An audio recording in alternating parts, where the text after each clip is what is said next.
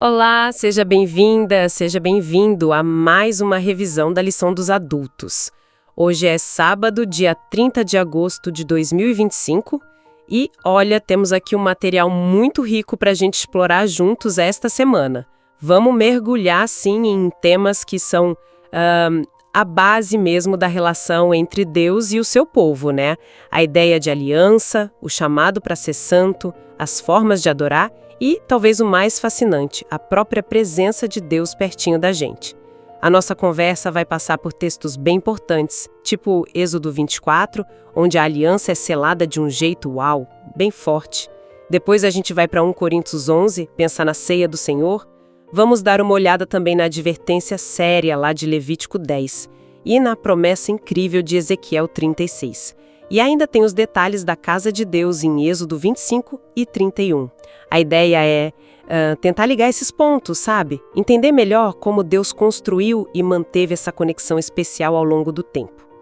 Bom, vamos começar a desempacotar isso. A gente começa lá no Sinai, Êxodo 24. Que cenário, hein? Dá quase para imaginar. Moisés está lá, lendo as palavras de Deus, a lei que acabou de ser entregue, e o povo, todo mundo junto, responde alto. Tudo que o Senhor falou, nós faremos e obedeceremos. É forte essa resposta coletiva, não acha? Sem dúvida. É um momento de compromisso total ali. E o que vem depois é poderoso também. E para nós hoje, talvez um pouco impactante, né? O jeito de confirmar essa aliança envolve sangue. É verdade. Moisés faz um altar, que representa Deus, e 12 colunas para as tribos. Aí tem os sacrifícios, e o sangue é dividido, metade vai para o altar, sim, metade é aspergido no povo. É um símbolo físico quase, gráfico, sabe? Desse pacto que está sendo feito. O sangue, que é a vida, está unindo Deus e o povo ali. E a coisa não para por aí, né? Logo depois desse ritual todo, acontece algo mais incrível ainda. Moisés, Arão, os filhos dele, Nadab e Abiú, mais 70 líderes de Israel, eles sobem um pedaço do monte. E lá, eles veem Deus, a descrição é linda, né? Viram o Deus de Israel. Debaixo dos pés dele, algo como safira, claro como o céu. Exato. E o texto faz questão de dizer que Deus não estendeu a mão contra eles. Pelo contrário, eles viram a Deus e comeram e beberam. Comer na presença de Deus, que imagem de intimidade, né? De aceitação, logo depois de firmar a aliança. Impressionante. E o fascinante aqui é justamente isso. Essa aliança no Sinai com o sangue de animal, ela cria um modelo, mas já aponta para frente. Se a gente avança uns séculos na história, a gente encontra a promessa da nova aliança, lá em Ezequiel 36, versículos 26 a 28, e a linguagem ali é de uma mudança, nossa, muito mais profunda. Interna. Ah, essa é a parte que fala de tirar o coração de pedra e dar um coração de carne, certo? Essa mesma. Deus promete, darei a vocês um coração novo e porei um espírito novo em vocês. Já seria incrível, né? Mas ele continua, porei o meu espírito em vocês e farei que andem nos meus estatutos. Percebe a diferença radical? A aliança do Sinai dependia muito da promessa do povo. Nós faremos. Mesmo que a força viesse de Deus, claro. Mas aqui na nova aliança Deus diz que Ele mesmo vai colocar o Espírito dele dentro da pessoa para capacitar a obediência de dentro para fora. Não é mais só seguir regra externa. É ter uma natureza transformada que quer seguir a Deus. Então é tipo uma evolução do símbolo externo, o sangue lá no altar e no povo, para uma realidade interna, que é a transformação pelo Espírito Santo. Exatamente.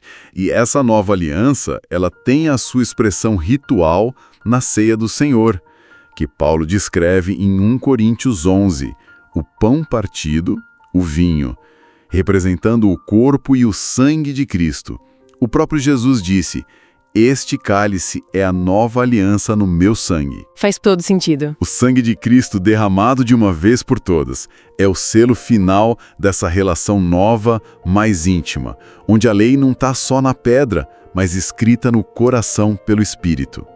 A gente passa do sangue de bicho para o sangue do Filho de Deus. da lei externa para a transformação interna. É como, sei lá, uma atualização profunda no sistema da relação entre Deus e a gente. Essa ideia de Deus querer estar perto é muito central, né? E isso leva a gente direto para Êxodo 25, para as instruções do tabernáculo. Eu lembro de ler esses capítulos e ficar, nossa, quanto detalhe! Sim, os detalhes são minuciosos. Ouro, prata, bronze, tecidos caros, peles, madeira. Mas o porquê de tudo isso está bem claro lá no versículo 8. Deus diz, e me farão um santuário, para que eu possa habitar no meio deles. Habitar no meio deles. Não é só um lugar para fazer ritual, é um endereço para Deus no meio do acampamento. É a prova física do desejo de Deus de estar junto, de ter comunhão.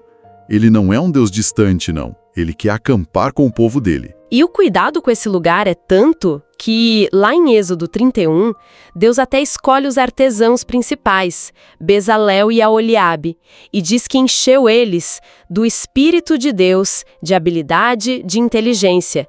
Isso me parece muito significativo. A própria habilidade humana sendo usada, inspirada por Deus, para criar o lugar de encontro dele. Mostra o valor que ele dava para essa presença ali visível. Com certeza.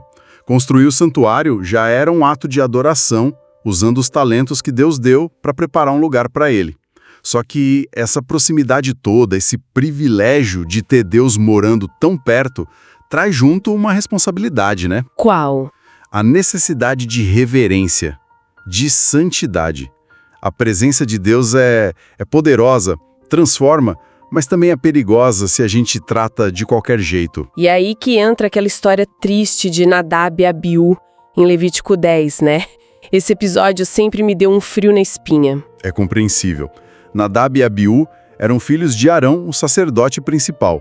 Tinham acabado de ser consagrados para o serviço. Viram a glória de Deus consumir a oferta no altar, um momento incrível. Mas aí, Levítico 10, versículo 1, diz que eles pegaram seus incensários, colocaram fogo neles, incenso, e trouxeram fogo estranho perante Deus, algo que Deus não lhes ordenara. Fogo estranho. O que seria isso exatamente? Um fogo de outra fonte? A interpretação mais comum é essa, que eles usaram brasas de um lugar não autorizado. Talvez não do altar de holocaustos como devia ser. Ou ofereceram incenso numa hora errada, de um jeito que Deus não mandou. O ponto-chave é essa frase, o que lhes não ordenara. Agiram por conta própria. Talvez empolgação demais. Talvez falta de respeito mesmo com as instruções de Deus sobre como chegar perto dele. E a consequência foi? Imediata. Terrível.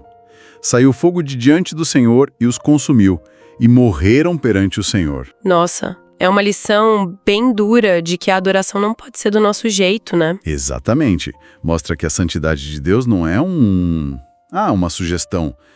É a natureza dele. Para chegar perto, tem que ser nos termos dele, com reverência, com respeito. A adoração é para ele, não porque a gente acha legal ou mais fácil. E se a gente conecta isso com a nova aliança, esse princípio continua valendo. Como assim? Paulo, lá em 1 Coríntios 11, falando da ceia, ele adverte muito sério contra participar indignamente, sem discernir o corpo do Senhor. Ele chega a dizer que por causa disso tinha gente doente, fraca e alguns até que já tinham morrido na igreja de Corinto. Pesado isso. Muito. O ritual mudou, claro, mas a necessidade de se examinar, de ter reverência, de entender o que aquele ato sagrado significa, isso continua fundamental. A santidade de Deus ainda pede uma resposta santa e reverente do povo dele. Entendi. Além do tabernáculo como esse lugar central da presença, os textos falam de outros sinais da aliança, né? Em Êxodo 31, logo depois de falar dos artesãos, Deus menciona o sábado. Sim, e chama o sábado de sinal perpétuo entre ele e Israel. É interessante pensar nesses diferentes tipos de sinais, né? O tabernáculo era um sinal no espaço, um lugar físico. O sábado é um sinal no tempo, um marco que volta toda semana. Um lembrete constante. Isso. Um lembrete de duas coisas básicas. Que Deus criou tudo, Êxodo 31:17 fala dos 6 dias e do descanso. E que ele era o Deus daquela aliança específica com Israel, aquele que santificava o povo. Era um sinal externo visível, que marcava a identidade do povo em relação a Deus e ao tempo. E como isso se compara com o sinal da nova aliança que você falou antes, o Espírito Santo? É uma comparação muito rica. Porque o sábado era um sinal externo, semanal, para a comunidade toda ver. Já o Espírito Santo, prometido lá em Ezequiel 36, é um sinal principalmente interno, pessoal e constante. Ele é a garantia, o penhor da nossa herança, como Paulo diz em Efésios. É a presença ativa de Deus dentro da gente, transformando o coração e dando força para obedecer. Entendi a diferença. Não que um anule o outro necessariamente, mas são ênfases diferentes, né? Modos diferentes de Deus agir e da gente reconhecer essa aliança. Um marcava o tempo e a comunidade por fora. O outro marca o coração e a vida por dentro. Mas os dois, de jeitos diferentes, apontam para a fidelidade de Deus e para o chamado para a gente viver em comunhão e santidade com Ele. Então, se a gente junta tudo isso, aliança com o sangue, Deus querendo morar perto, a exigência de santidade, os sinais como o tabernáculo, o sábado, a ceia, o Espírito Santo, a mensagem principal parece ser sobre um relacionamento profundo, comprometido, que Deus busca com a gente. Exatamente essa é a ideia. A síntese que sai desses textos é clara. Seja na estrutura da antiga aliança com seus símbolos e rituais visíveis, ou na nova aliança, firmada em Cristo e que o Espírito opera, o ponto central é Deus chamando o seu povo para um relacionamento de verdade, marcado pela presença dele, pela santidade dos dois lados e pela reverência. Deus não está só dando regras, ele está convidando para uma parceria, para viver na presença dele. E como a gente vive isso hoje? Como essa aliança, essa santidade, essa presença se tornam reais no nosso dia a dia? O material de estudo dessa semana dá umas dicas práticas sobre isso, né? Sim, e o ponto de partida é básico. Relacionamento sério, seja com Deus, seja com pessoas, não cai do céu. Precisa de investimento, tempo, dedicação. E na nossa relação com Deus, isso vira prática espiritual concreta. Tipo, estudar a Bíblia. Exato. É ali que a gente ouve Deus, entende quem Ele é, o que Ele promete, o que Ele quer. Não como um livro de regras chatas, mas como a história do Deus da aliança se revelando. A oração também, claro, é a nossa conversa com Ele, onde a gente mostra que depende dEle, agradece, confessa, pede. E compartilhar a fé. Isso, o testemunho. Quando a gente fala do que Cristo fez e significa para nós, morreu, ressuscitou, a esperança da volta dele, a gente está participando da missão de Deus e, ao mesmo tempo, fortalecendo a nossa própria ligação com ele. Faz sentido. E tem Hebreus 12, versículos 1 e 2, que fala sobre manter o foco, né? Diz pra gente correr com perseverança a carreira proposta, olhando firmemente para o autor e consumador da fé, Jesus. O foco não é na gente, no nosso desempenho, nem nos problemas, mas em Cristo. Perfeito. Essa conexão com Jesus, alimentada por essas práticas, que nos dá força para viver de acordo com a aliança. A obediência, então, não é um peso para conquistar o favor de Deus. É mais uma resposta de amor, de gratidão, a alguém que já nos deu tudo em Cristo e nos capacita pelo Espírito. É por isso que Apocalipse 14:12 descreve o povo fiel do fim dos tempos assim. Aqui está a perseverança dos santos, os que guardam os mandamentos de Deus e a fé em Jesus. As duas coisas juntas. Guardar os mandamentos e ter a fé de Jesus andam junto. É fruto dessa relação baseada na nova aliança. Mesmo quando as coisas apertam. Porque o material fala que a gente vive em território inimigo, que sofrer faz parte da caminhada. Sim. E essa é uma verdade que a gente não pode fugir. A Bíblia é bem realista sobre as lutas, as provações da vida aqui. Mas a promessa da aliança não é que não vai ter dificuldade. A promessa é a presença e a ajuda de Deus nas dificuldades. Os textos de apoio lembram que Cristo passou por esse caminho de sofrimento antes da gente. Ele entende o que a gente passa. A promessa é que Deus dá um jeito de escapar ou força para aguentar, como diz 1 Coríntios 10:13.